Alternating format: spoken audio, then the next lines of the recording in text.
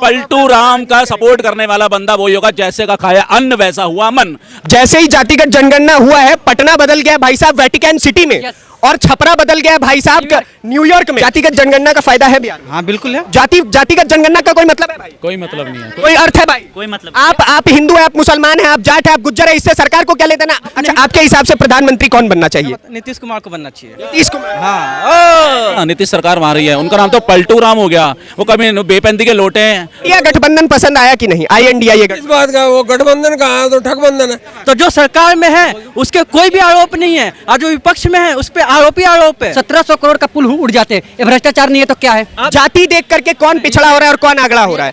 ब्राह्मण का बेटा भी गरीब हो सकता है और बनिए का बेटा भी अमीर हो सकता है। उन लोगों के साथ गठबंधन करें जिन्होंने सरकारी नौकरी के एवज के अंदर जमीन हड़पी है। बीजेपी ने ऐसा क्या काम किया जिस वजह से उसको दोबारा सरकार में आना चाहिए? बीजेपी के काम गिनवाऊंगा तो सुबह से शाम हो जाएगी, शाम से सुबह हो जाएगी। सर, प्रधानमंत्री ने सबसे बड़ा काम जो करा, जो आप कभी नहीं कर पाई पिछले 70 साल, किसी ने भी नहीं करा, महिलाओं को शौचालय देना। गांव में आप जाते थे, कभी रेड लाइट की रेड लाइट पड़ती थी तो महिलाएं खड़ी हो जाती थी, क्योंकि ये लोग सोने चांदी की चम्मच से खाने वाले, ठीक है, तुम्हारी सफाई की पार्टियों में एंजॉय करने वाले, ठीक है, हिंदू मुस्लिम फसाद कराने वाले, आतंकवादी को रीढ़ की हड्डी को पानी देने का काम इस भ्रष्टाचारी सारे गठबंधन ने जो करा था, उसकी रीढ़ की हड्डी पे वार अगर करा तो प्रधानमंत्री मोदी जी ने करा है। सबसे ज्यादा दंगे होते थे मोदी की सरकार से पहले। सुनो, हमारी सेना को बुलेट प्रूफ जैकेट तक नहीं दे रखी थी, आए दिन आतंकवादी घर में घुस के मारते थे।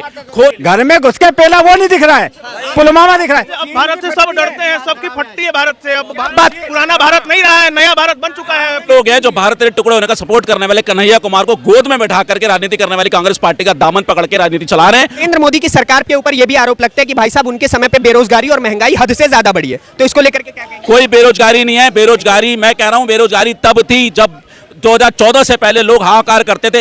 1 GB मिलता था महीने का, 1 GB चलाने के लिए 6 रुपए मिनट की कॉल होती थी। आज लोगों का स्टार्टअप स्टार्ट हो गया, 2 GB 2.5 GB डेली मिल रहा है। बेरोजगारी उनके लिए है जिनकी काली कमाई के रास्ते बंद हो गए, 2 नंबर के रास्ते बंद हो गए, भ्रष्टाचार फैलाते थे, 2 नंबर का पैसा 2 नंबर टेबल के नीचे से। 2024 में किसे प्रधानमंत्री बनना चाहिए? 2024 का चुनाव सनातन संस्कृति के लिए दिया जाएगा, राष्ट्रीय हित के लिए दिया जाएगा और मोदी जी को ही दिया जाएगा। अब कैसे चलेगी सरकार? मैं आपको बता दूं, जब हमारे देश के प्रधानमंत्री माननीय नरेंद्र मोदी जी, माननीय लगाना पड़ रहा है क्योंकि हमारे प्रधानमंत्री है, वो पार्टी के प्रमुख बाद में है, पहले वो देश के प्रधानमंत्री है। तो ये इसलिए मैं कह रहा हूँ, जो माननीय प्रधानमंत्री नरेंद्र मोदी गुजरात के CM थे, वो क्या थे? एज ए CM थे। तो आप जब तक उनकी क्षमता का मालूम पड़ी, जब वो प्रधानमंत्री बने तब, तो जब क्षमता मालूम पड़ रही है कि नहीं, पहले ये बताइए। अब जब तक आप दूसरे को मौका नहीं दोगे, जब तक आप दूसरे को मौका नहीं दोगे, नीतीश कुमार जी को, राहुल गांधी जी को, तब तक आप। अच्छा, आपके हिसाब से प्रधानमंत्री कौन बनना चाहिए? इतना बड़ा दल है, अब उसमें चेहरे भी कई हैं, मतलब एक चेहरे पे कई चेहरे छिपाए बैठे। नीतीश कुमार को बनना चाहिए। नीतीश कुमार, हाँ, नीतीश कुमार बनेंगे, और जो बिहार जो निर्यात करता है वो फिर भारत निर्यात करने लगेगा। बिहार का सबसे नंबर 1 भारत में निर्यात में मजदूरों का निर्यात। क्या आप चाहते हो कि प्राइम मिनिस्टर ने नीतीश बाबू को बनाकर अब भारत को भी लोगों का मजदूरों का निर्यात बना दिया जाए? ये बात तो है। एजुकेशन सिस्टम देखिए, 1 महीने तक मैं बिहार यात्रा पे था, 2 महीने पहले ही। एजुकेशन सिस्टम से लेकर के, चाहे वो सड़कें हो या फिर गांव का विकास हो, इन तीनों क्षेत्र में मैंने खुद देखा है कि नीतीश कुमार के द्वारा कार्य नहीं किया गया है। और जिस प्रकार से वो अपने मुख्यमंत्री पद को बचाए रहने के लिए कभी इधर तो कभी उधर दिखते हैं, तो ऐसे में क्या प्रधानमंत्री बनने के लिए कभी इधर और कभी उधर हो जाए? देखिए, राजनीति का एक अहम मुद्दा है दल बदल नीति। ये कोई भी जब सरकार सत्ता में होती है ना, तो अपनी कुर्सी बचाने के लिए वो अपने समझौता कर लेते हैं दूसरी पार्टियों से। आप ऐसा जनता तो नहीं चाहती ना। 33 साल रही है ना नीतीश सरकार वहां रही है, उनका नाम तो पलटू राम हो गया। वो कभी बेपंदी के लोटे हैं, जहां देखी तवा परात वहीं बिताई सारी रात।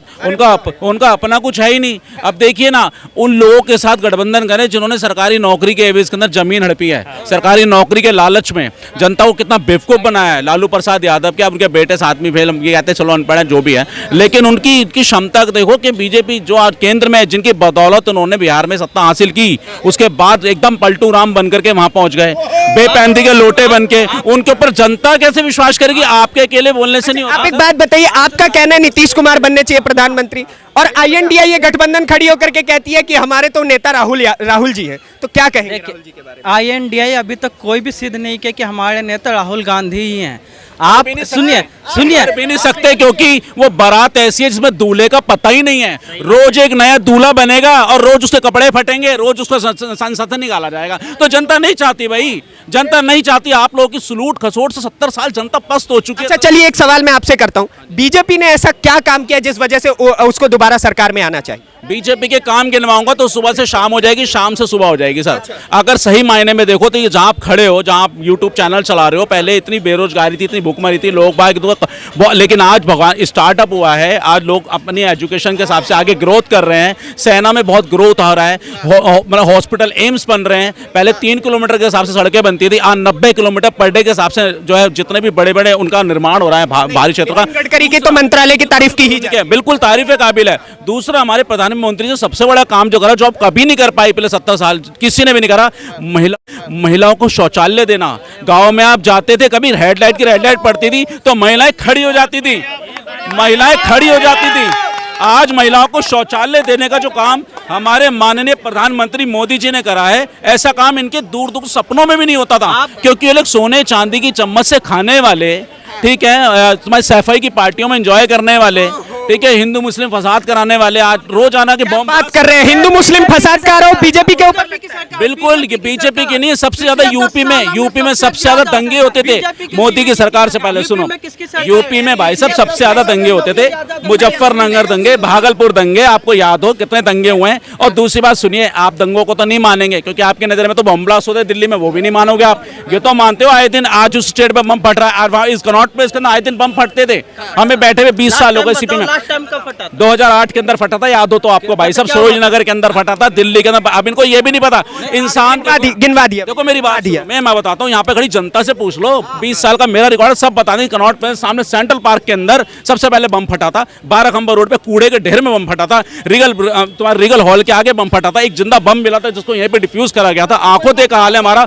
मैंने खुद इंजर्डों को हॉस्पिटल पहुंचाया, एम्स में पहुंचाया, आरएमएल यहाँ पे पहुंचाया, लेडिंग हार्डिंग में। मेरी शर्ट जख्मी हो गई थी क्योंकि मैं सीपी में नीचे काम करता था जब बम ब्लास्ट हुआ शाम। और आज के समय में 2014 के बाद से कितने बम? कोई बम नहीं फटा है, अब फट रहा है। अरे पुलवामा को मत रो भाई साहब, इनको देखो मेरी बात सुनो, पुलवामा देखो मेरी बात, दिल्ली क्योंकि सुनो मेरे 2 मिनट सुनो, पुलवामा में बम फटा है। हाँ, अरे एक बार बोलने से फट जाएगा, दोबारा बोलने से 2 बार नहीं फटा। सुन लो भाई, सुन लो। देखो आतंकवादियों की रीढ़ की हड्डी, आतंकवादी को रीढ़ की हड्डी को पानी देने का काम इस भ्रष्टाचारी सारे गठबंधन ने जो करा था, उसकी रीढ़ की हड्डी पे वार अगर करा तो प्रधानमंत्री मोदी जी ने करा है। इन्होंने हमारी जनता का शोर गवाही दे रही है। ने हमारी सेना को ब्लूटूथ जैकेट तक नहीं दे रखी थी। आए दिन आतंकवादी घर में घुस के मारते थे, खोज के सेना को मारा जाता था, लेकिन उनके हाथ बांध रखे थे पिछली सरकारों ने, कांग्रेस पार्टी ने, आपके गठबंधन ने, सारे ठगबंधन ने। ठीक है, आप बताइए। नहीं है, आज 56 इंच की ताकत देख लो, घर में घुस के मारने की ताकत है, और ये आतंकवाद सिमट के रह गया पुलवामा जैसे बाहर करने का, और अब वो भी खत्म हो गया। हाँ, क्या कह रहे हैं? अब आप नरेंद्र मोदी को तो बात बता दी, लेकिन पुलवामा में अभी तक जो अटैक हुआ था हमारे देश के, एक इंडियन आर्मी पूरे हिंदुस्तान के बराबर होती है। अगर एक शहीद होता है तो 125 करोड़ जो देशवासी उनको ठेस पहुंचती है। 70-80 जो हमारे पुलवामा में अटैक हुआ, एक भी नहीं हुआ, एक भी नहीं पकड़े गए, पहली बात। और आप जो आर्मी की बात करते हैं ना, मेरी बात सुनिए, कश्मीर में रोज कितने हमारे जवानों को मारा जाता था, कश्मीर में हमारी युवाओं को कितना मारा जाता था, आज नहीं मारा जा रहा। गलत आंकड़े। आज अगर हमारे किसी भी सेना का मारा जा रहा है, आंकड़े कम है, ये कह सकते। अगर 1 या 2 मरते हैं सर, अगर यहाँ पे इनकी मेरी सुनो मेरी बात, लेकिन ये पत्थरबाजों की संख्या कम हुई है कि नहीं? आप मैं दूसरी बात पहले बताइए, पत्थरबाजों की संख्या कम हुई? इनकी मैं जवाब पत्थरबाजी रुकी है, लेकिन इसका यह मतलब 370 हटा, तो क्यों कांग्रेस की सरकारें नहीं हटा पाती? आपको पता होना चाहिए कि जो पुलवामा अटैक हुआ, 370 क्यों नहीं हटा रही थी कांग्रेस? नहीं, पुलवामा बहुत बड़ी समस्या है। पुलवामा अच्छा, लेफ्टिस्टों के साथ एक समस्या क्या हो गई है, पिछले 4 सालों से पुलवामा ही लेके बैठे हुए हैं, और कुछ नया नहीं ना। आप और कुछ नहीं। इंडियन आर्मी ने कुछ है ही नहीं, कुछ इनके पास है ही नहीं। ओनली पुलवामा के अलावा भी इनके पास कुछ नहीं बचा है, समझे? बस मोदी जी के पास क्या है? मोदी जी के पास क्या है? घर में घुस के बम गिराए वो नहीं दिखा तुम्हें? वो नहीं दिखा? घर में घुस के पहला वो नहीं दिखा? घर में घुस के पहला वो नहीं दिख रहा है, पुलवामा दिख रहा है यार। उग्रवादी 2014 से पहले देख लो ना। आर्मी है जो 1962 में, और वही आर्मी है जिन्होंने 1962 में क्या? 1962 में हमारे सेना के पास हथियार नहीं थे, इस वजह से चीन का युद्ध हारे थे। ठीक है, अधगर गगरी छलकत जाए वाला हिसाब नहीं चलेगा यहाँ। अब भारत से सब डरते हैं, सबकी फटती है भारत से। अब पुराना भारत नहीं रहा है, नया भारत बन चुका है। अब किसी को जरूरत नहीं है भारत का। इंडिया गठबंधन का कहना है कि भैया हम तो नहीं डरते, हम तो मोदी को हराएंगे। उनके कहने से थोड़ी हारेगा, देश की जनता देख रही है, देश का जनता जिताएगा उनको। तालियां बजाइए बीजेपी। आपस में डिसाइड कर ले कि कौन बनेगा प्रधानमंत्री। नीतीश कुमार बोलते हैं मैं बनूंगा, ममता बनर्जी कहती है मैं बनूंगी। दे दीजिए एक चीज का सवाल, ये कह रहे डिसाइड कर लो पहले कि कौन बन रहा है प्रधान। और एक चीज और, आज पश्चिम बंगाल में कम्युनिस्ट पार्टी और कांग्रेस दोनों मिलकर चुनाव लड़ते हैं ममता बनर्जी के खिलाफ राज्य सरकार के लिए। केंद्र और कांग्रेस पार्टी और कम्युनिस्ट पार्टी एक दूसरे के खिलाफ लड़ते हैं केरल में। और आज आप बोलते हो नेशनल लेवल पे कि हम कहते हैं प्रधानमंत्री हम बनेंगे। कैसे आप गठबंधन करोगे बताइए पहले आप। इसका जवाब दो। सेम इसी तरीके से जो राजनीतिक पार्टियां होती है ना, चुनाव से गठबंधन होने से पहले ऐसी लड़ाई करती हैं।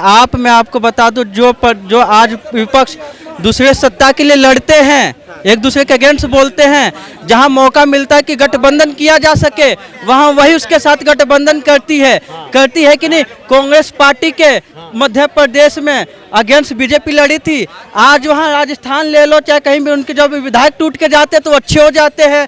तो आप नहीं, ईडी और सीबीआई के गलत इस्तेमाल का आरोप लगा रहे हैं, क्या कहेंगे ईडी सीबीआई के? अरे सवाल पूछ लेने दीजिए भैया। ईडी और सीबीआई ये विपक्ष के नेता कहते हैं कि हम जिसका विरोध करते हैं मोदी का, तो हमारे खिलाफ सीबीआई और ईडी इस्तेमाल होती है। नीतीश कुमार बैठे हैं और विपक्ष के हजारों नेता बैठे हैं, किसके खिलाफ सीबीआई और ईडी जिसके पास प्रूफ मिलता है उसी के पास सीबीआई और ईडी जाती है। जैसे संजय सिंह खूब चिल्ला के बोलते थे कि हमारे ऊपर आप कहते हैं आरोप कर लो, लगा लो, आप हमको गिरफ्तार कर लो, लेकिन नहीं किया। जब आरोप मिला तब गिरफ्तार किया, और अब गिरफ्तार करने के बाद अरे कौन कोर्ट में पेश नहीं हुआ? कौन कोर्ट में पेश नहीं हुआ? एक भी आरोप पेश हुआ है, रिमांड पे गए हुए हैं वो। अरे रिमांड पे गए हुए हैं, आरोप सिद्ध नहीं हुआ। तो क्या एक सेकंड, कौन सा केस है इस देश में जो 48 घंटे में निपट जाता है? कौन सा केस है इस देश में जो 48 घंटे में निपट जाता है? 48 घंटे में निपटा। तो फिर समय दोगे ना पूरे केस को लड़ने के लिए? अधगर गगरी छलकत